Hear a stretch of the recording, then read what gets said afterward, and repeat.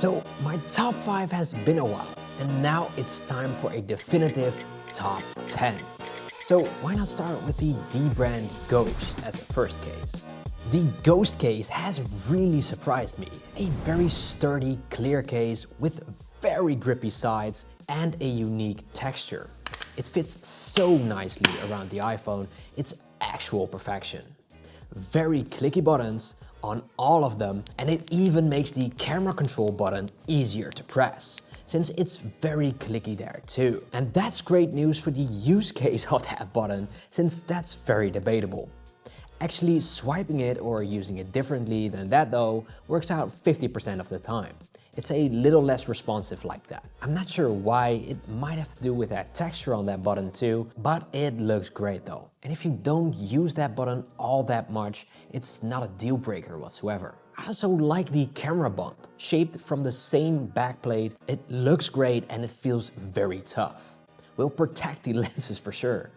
Very strong MagSafe at the back too, and it still feels like a subtle case, not bulky at all.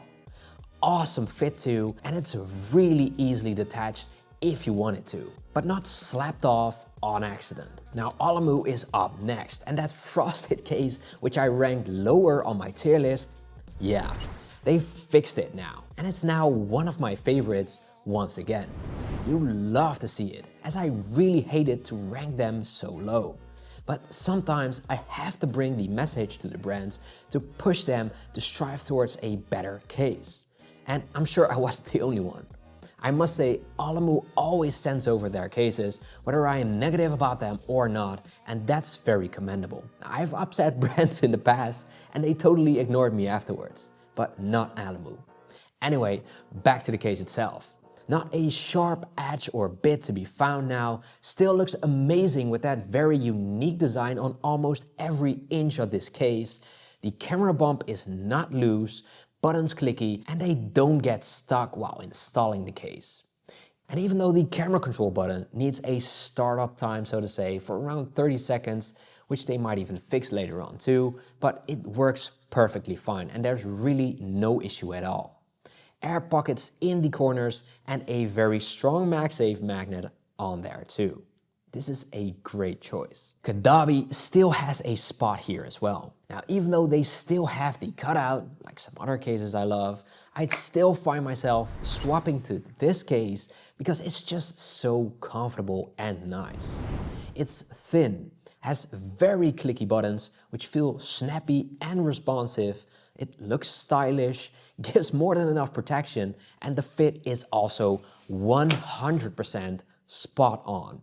Easily removed, easily slapped on the phone. It's a very strong case too, but still flexible enough so that it still fits like a glove. It's greatness.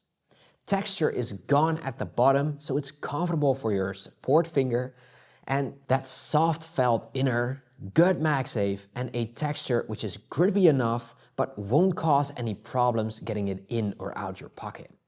Front edge is equal across the whole case, and it's also a little more than most minimal type of cases, which is actually a feature I love most. I love cases that are minimal but still give me that ease of mind when I do drop them. But with these, if I do drop it, I cannot even see damages on there, which is another great feature. The sponsor of today's video is Static with their awesome MagStack tangle-free magnetic nylon cable. This cable is the solution to your messy and tangled cables at home.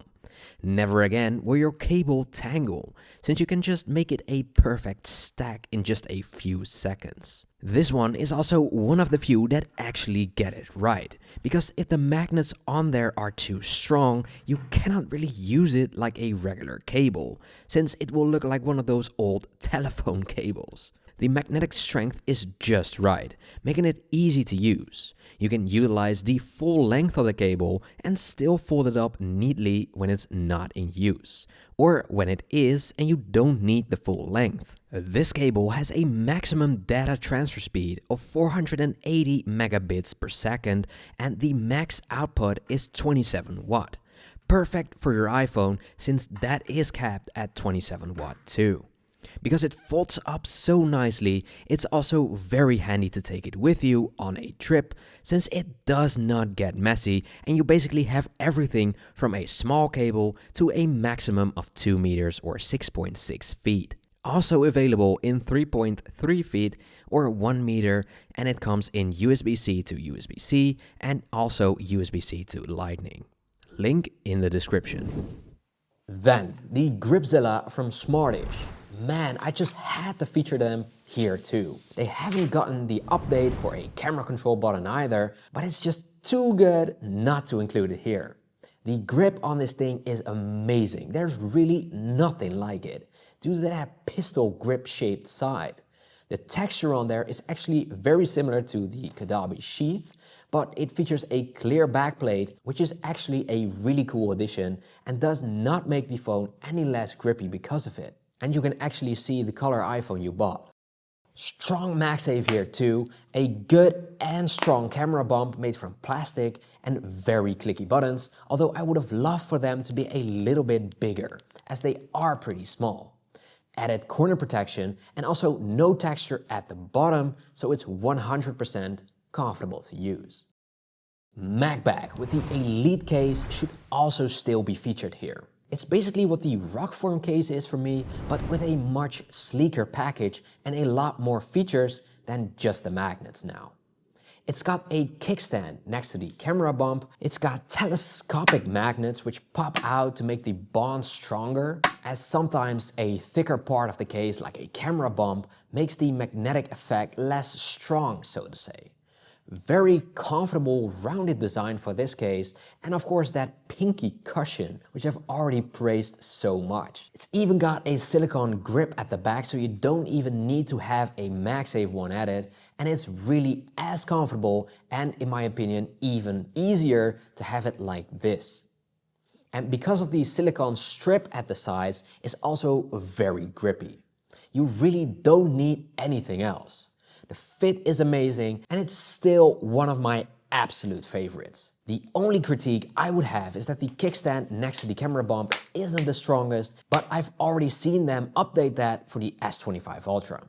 And that camera bump is a little too easy to get out, but that's also something they have addressed on the newer version.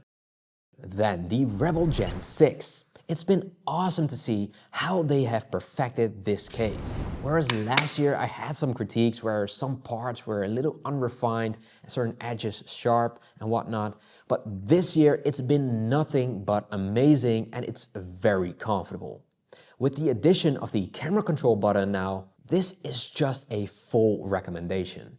I've dropped this thing multiple times already and there's not a scratch, neither on the case nor my phone. It feels very strong, has that snug fit where you get the click feedback when it's installed properly. The buttons are big, easy to find and clicky. Camera control is slightly lowered in there into the side, which is also excellent thinking since it would be harder to press it accidentally now. And the texture on the side is just great too. Makes it a lot grippier without having to make the whole case textured. The aramid fiber is also really soft and the camera bump looks like it could take a beating, and it's swappable too for if it does get damaged or you want another look. Subcase with their grip case is also a very good one to keep in mind. It's a little bulkier of a case, especially at the corners, but the sides are slimmed down, so when you hold this case, it really doesn't feel like it is one. The buttons are slim, but I do not have the same issue with them as with the Gripzilla. They are easy to find and clicky too. The whole case looks rugged. That's from the details in the camera bump to the clear backplate, which looks reinforced too. That army case vibe, so to say. The MagSafe ring on the back acts as a kickstand and it has magnets in it too, so it's perfectly usable like any other case on that front, just without the aligning magnet. Features that USB-C plug at the bottom, which is very usable and easy to get out. And the fit is also very nice, where it's snug like all the others, but it's also really easy to get it off your phone.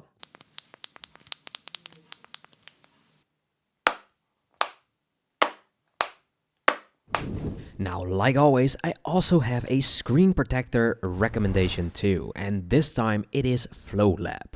They have so many screen protectors with all kinds of special details to them, so there's really one for everyone. Much like Spiegen's screen protectors, they are very easily applied. And here it's even easier. With their huge dust sticker, you cannot miss.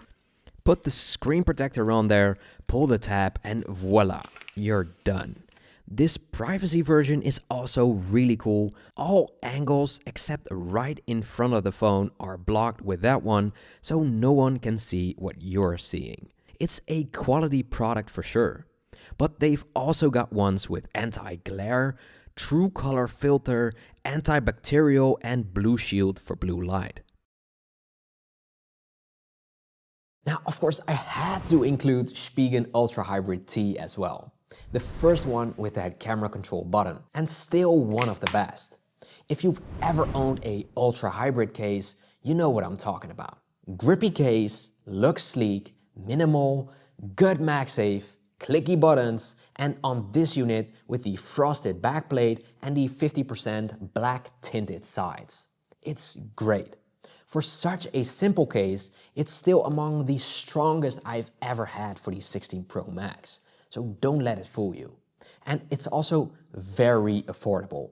Even if you have this one as a second case, just buy it and switch it up a little. You will not regret it. And last but not least, the mouse clarity. Of course, with the camera control button. The camera control button is pretty decent, not the best button, and it does come loose a couple of times when installing the case, so don't take off your case on the go. But once it's set, it just works. The case itself is very comparable to the D-brand Ghost case, but with a different material on the sides. I wouldn't say less grippy, but relatively speaking, less grippy though. It does feel like this case is the strongest out of the two though, and that's also why I still featured it here today. There's just something about this case that when you have it in your hands, you believe right away that it won't matter if you drop this case. I said it before and I'll say it again, but this case just feels like you could throw it off a building and it won't even break. Clicky buttons, excellent fit, and very strong MagSafe magnets. Wait, that was 9, not 10. And I was already thinking I missed out on the Rockform case. Impossible. This has been my most used case for the 16 series so far. And that's also why I put it last, because it gets so much praise from me. People might think I'm getting paid to say it, but nothing is further from the truth actually. Rockform is always kind enough to send out these cases, but a year ago and long before that, I bought them myself and loved them too. They feel very comfortable in the hand, can take a beating, look cool, extra corner protection, a bit of a bulkier case for sure, but nothing too crazy in my opinion. And those magnets are just god tier. Slap it against anything metal and it's so handy. By now, you should already know that because I've said it again and again, but let me tell you, it's just the truth. The only critique I have with these is the clear backplate will get scratched up, and in certain light that does not look pretty. But most of the time, you cannot even see it, so I don't mind.